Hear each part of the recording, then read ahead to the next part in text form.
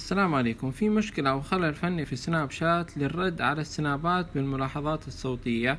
لو دخلت على السناب بهذا الشكل وبترد عليه، تضغط طبعا على الميكروفون وتعلق، إشعار التسجيل راح يروح، لكن المحادثة أو الصوتية تسجل الآن. بمجرد ما تفلت راح يصير إرسالها، وهذا خلل فني زي ما انتم شايفين اترسلت. يفضل انك انت تروح للمحادثة مباشرة وتسجل عن طريق المحادثة. ما في اي مشكلة في المحادثة، التسجيل واضح عندك. حتى المحادثة اللي انت رسلتها بامكانك تستمر وترسل الكلام، راح يوصل الكلام كامل. اشعار التسجيل راح يروح، لكن المحادثة او الصوتية تسجل الان. بمجرد ما تفلت راح يصير ارسالها، وهذا خلل فني. بهذا الشكل زي ما انتم شايفين الإشعار راح يختفي، لكن بإمكانك تكمل تسجيل الملاحظة الصوتية.